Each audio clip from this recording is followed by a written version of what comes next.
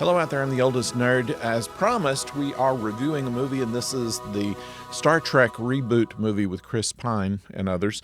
And I have to say that even after having viewed it more than once, and recently for quite a while since I've seen it last, I find that even though I know what's going to happen, I am still taken in by the whole production of it. Now, there have been a lot of things said about this movie that, of course, it breaks canon with Star Trek, and they tried to explain that away by saying, well, the timeline has changed. This is a Kelvin universe.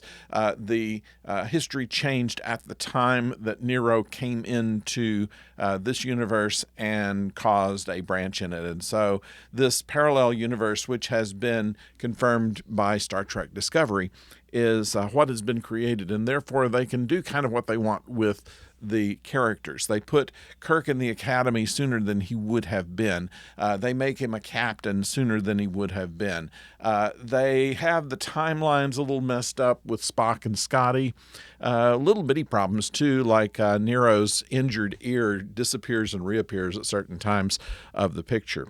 There's a cut scene in that of what happened in the 20 years or so that happened between the time that the Kelvin was destroyed and that they returned with the Enterprise.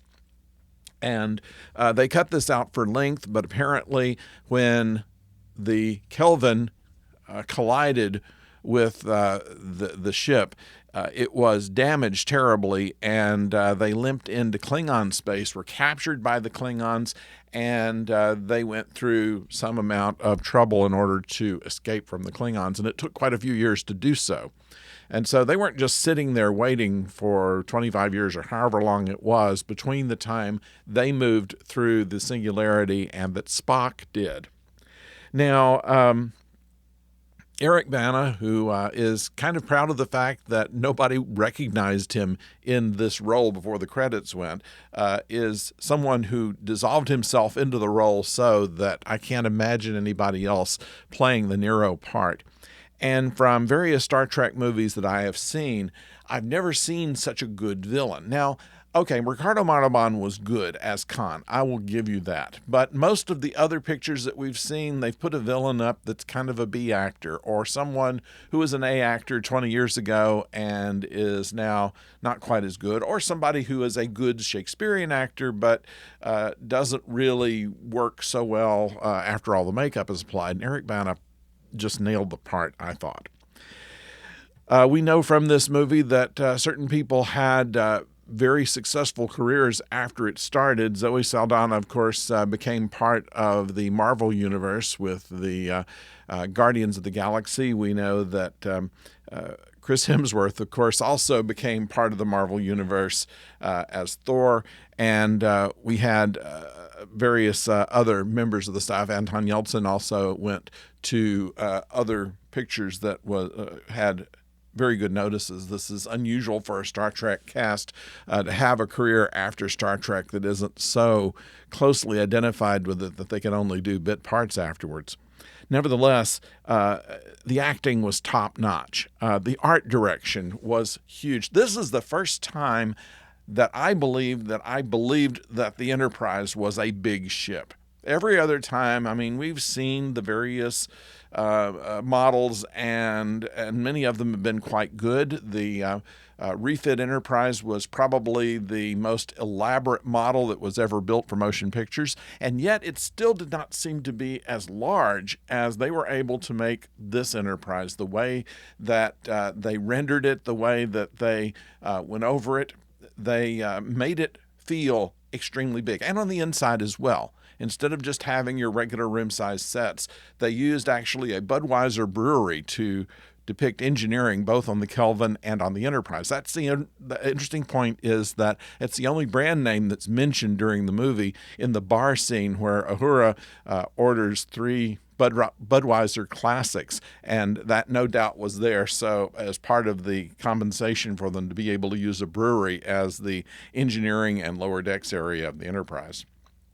Nevertheless, The sense of scale was tremendous, and the first time that we've ever really got an idea that the Enterprise is a huge ship. As far as that goes, everything is not arranged in rooms that are within 20 feet wide. Nevertheless, the art direction otherwise was quite good. Nero's ship, of course, was very threatening, spider-like, and effective. The warp effect kind of is borrowed from Star Wars, but still quite good. The sound effects also were good. I think that they used the transporter sound effect the same as they did in the original series, and the bridge sounds. Otherwise, they had some Easter eggs to the original series with some of McCoy's things and others, and that was a little bit of fan service, although a lot of the fans at the time really weren't that impressed with it. They said it was too much of a shoot-up to be Star Trek. Star Trek is about exploration and peace and things like this, which is wonderful for a weekly television show, but if you're trying to make a movie, you got to have some conflict in it, and that's why Wrath of Khan was the most successful of the original series movies. That's why First Contact was the best received of the Next Generation movies. You have to have action in a movie. It has to be big. It has to be something that is universe ending, or it's just blah, just another TV episode. So they were able to do that in this movie, and they had a number of points to where they were able to show not just the star being the star and saving everything, although Kirk did have a good run of this. We see the expertise of each of the crew members, of Sulu, of Spock, of course, of Uhura and her language proficiency, and even the fact that they point out that Kirk was near genius. And that was something that was kind of glossed over. They suggested it when he was playing chess with Spock and always beat Spock at chess. But the thing about Kirk was that he was brilliant. And they really didn't bring that up enough in the original series, in my opinion, and really didn't do too much of it in the movies. In fact, in The Wrath of Khan, Carol Marcus basically said that their son, David, was smarter than Kirk. And that led you to believe that Kirk was kind of a military guy and didn't use his brain as much as he used his brawn. And that really wasn't fair to the character of Kirk, in my opinion, in that movie. In this movie, however, like I say, everybody has a place to shine, and including Scotty, who becomes kind of a comic relief character, but at the same time, it also shows that he has a great knowledge of a very wide range of physics. So I was very impressed with this. I really thought the look of this was grand and it was big. The actors did a very good part without imitating the original series cast, except perhaps for Carl Urban, who purposely kind of channeled DeForest Kelley and did a magnificent job of it, really. And while I was not the biggest fan of the fan service, pointed-eared hobgoblin, that kind of thing, I don't really find it funny when you tell the same joke over and over. So that didn't go with me very well.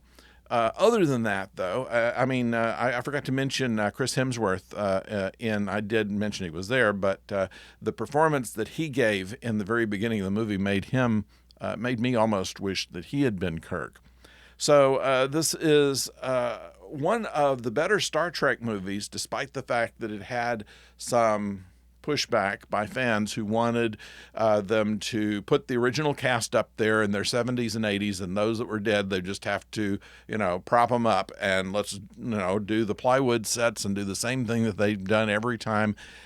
I don't want to see that movie. I wanted to see this one, and I still want to see it. That's the magic of it. Even years after it originally came out, it's still fresh. It is still compelling. It is still emotional. And it does not really tell you, it does not tear down any of the characters. I think it enhances all of them. They show Spock shows more of his half-human side, and some people don't care for that. But the fact of the matter is that it gives you more of an insight into his character that they really couldn't do in the television series because the focus was mostly on Kirk, and Spock was a supporting character, even though a co-star, still a supporting character to Kirk. And the rivalry between Leonard Nimoy and William Shatner kind of held him back, I think.